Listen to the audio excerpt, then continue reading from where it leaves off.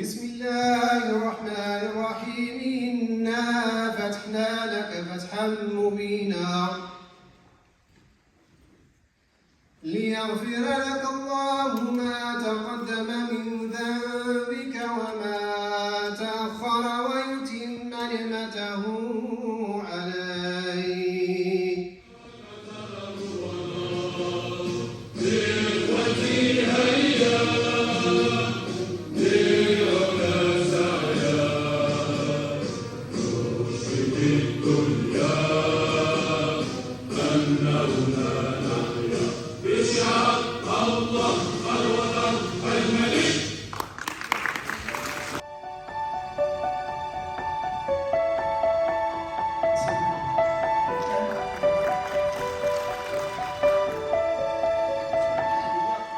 لتنقل العبء على أزواج بناتها.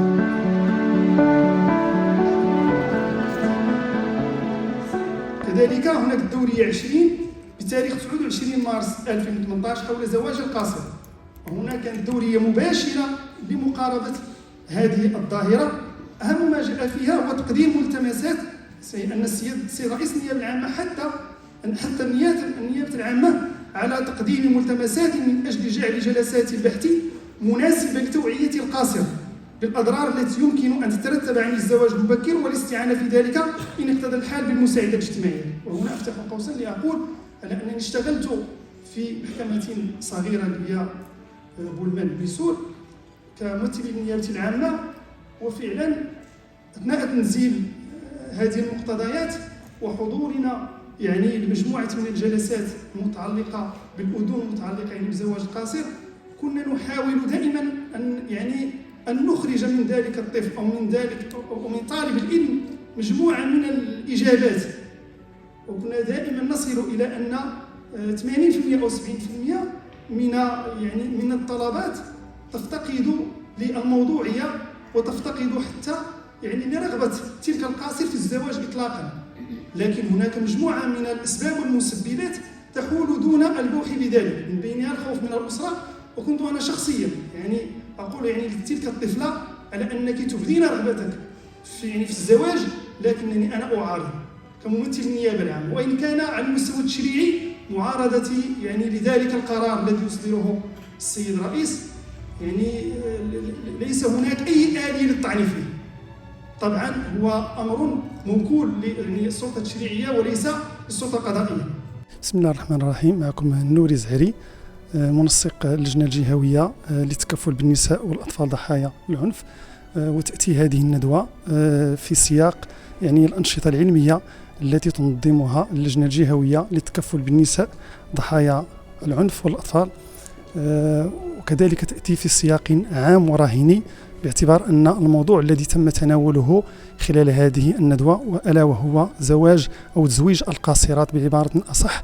والحال أننا أمام ظاهرة اجتماعية، والأكيد أننا في سياق هذه الندوة التي تزامنت مع الحملة الوطنية 22 لمحاربة العنف ضد النساء والأطفال، وكنيابة عامة نحرص على اعتبار هذه الظاهرة أو بعض الظواهر التي لها ارتباط بهذا الموضوع من الظواهر الإجرامية التي نعمل عليها على مستوى السياسة الجنائية المحلية، وكذلك على مستوى السياسة الجنائية الوطنية، تنزيلا دوريات السيد رئيس النيابة العامة، وكذلك تفعيلا مقتضيات الاتفاقيات الدولية كاتفاقية سنة 1989 المتعلقة بالأمم المتحدة، وكذلك اتفاقية السيداو، بالإضافة إلى مجموعة من التشريعات ذات الصلة. والأكيد أننا نوجه الشكر لكافة المشاركين في هذه الندوة، خاصة هيئة المحامين بالجديدة والسادة العدول، وكذلك ممثلي كلية الحقوق بالجديدة وجميع الفاعلين. مثلا 1000 طلب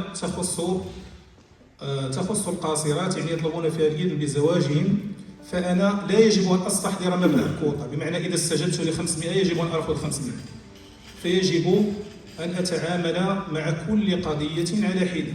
فإذا كنا جميعا يستحقن أن أستجيب لهم فسأستجيب لل1000، وإذا كنا لا يستحقن فأرفض جميع الطلبات. تتكلم عن معطيات عدديه، واش عندنا معطيات اجتماعيه، واش عندنا احصائيات اقتصاديه نعرفوا هذا القصير شحال من وحده ما كتقراش، شحال من وحده ظروفها الاجتماعيه والاقتصاديه لا تسمح لها بمتابعه الدراسه ديالها. على هاد البنات اللي ما تيقراوش كما قال السيد النقيب في المداخله ديالو، التشخيص الواقعي نشوفوا وسائل التواصل الاجتماعي التاثير ديالها على هاد القاصرات والقاصرين فين وصلنا. ملي كتولي هاد البنت ما كتقرا، ما هي ممنوعه من الزواج الى اخره، راه حنا تنشوفوا ولاو محزمات كيرقصوا في التيك توك، ولاو السيد رئيس المحترم عفوا كنسحب راسي كالرافع راه ولا عندنا مشاكل اخرى اللي ولات عندنا على مستوى وسائل التواصل الاجتماعي. انا غنختصر وغنمشي للمقترح ديالي الابقاء على النص القانوني الوارد في مدونة الأسرة اللي هو المادة 20 والمادة 21، والاستثناء أنه يبقى مع تحديد أن سن الزواج يكون غير سن الأهلية، وبالتالي سن الزواج بالنسبة للفتاة يكون هو 16 سنة بدل 17 سنة اللي كيعتمدوها كاستثناء. حنا عندنا دابا فرنسا دايره 16 سنة، عندنا اسبانيا دايره 16 سنة، وحنا اللي دولة مغربية إسلامية إلى آخره دايرين 17 سنة استثناء. تأتي هذه الندوة العلمية التي نظمت من طرف اللجنة الجهوية للتكفل بالنساء والأطفال ضحايا العنف بمحكمة الاستئناف الجديدة بخصوص موضوع الإذن بزواج القاصر في ظرفية كما تعلمون على أنها في سياقها العام المتمثل في مشروع صاحب الجلالة الداعي إلى إعادة صياغة مدونة الأسرة بما يتلائم مع التطورات التشريعية والحقوقية داخل المجتمع المغربي. والأكيد من خلال مداخلتنا عملنا على صبر أغوار مقتضيات المادة 20 من مدونة الأسرة والتي تؤطر للإذن بزواج القاصر، وأكدنا من خلال المداخلة متاعنا على العمل القضائي ودوره في تجويد النص القانوني والمضي به قدما إلى الحد الذي يجعله كافلا وضامنا للآليات التي تحقق أهداف النص التشريعي في الإذن بزواج القاصر مع توفير الآليات الحمائية لهذه الفئة من المجتمع. وايضا هذه النقطه ديال تزويج القاصرات هي من النقاط التي تشكل الملامح الكبرى للتعديلات المرتقبه. بالتالي اعتقد ان اعتبار او اعتماد 17 سنه كحد ادنى لزواج القاصرات هو توجه في محله، وستكون له مجموعه من الاثار الايجابيه بالمقارنه مع ما تعرفه هذه الظاهرة الآن من استفحال وما تخلفه من آثار سلبية داخل المجتمع وداخل الأسر المغربية.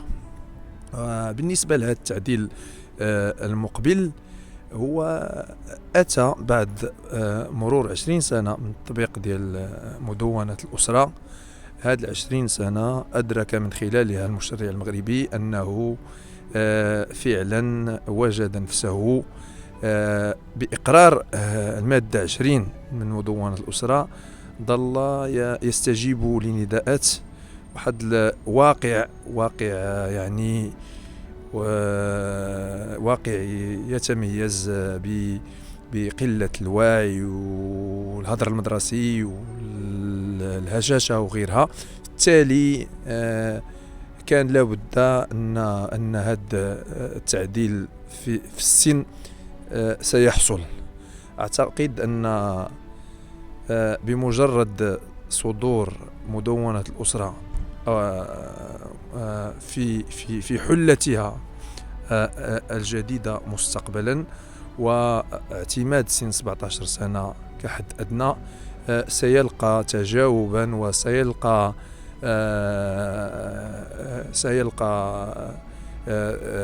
يعني قبولا كبيرا من طرف جميع الحقوقيين ورجال القانون، وأيضا جميع جمعيات المجتمع المدني التي تهتم بهذا الموضوع.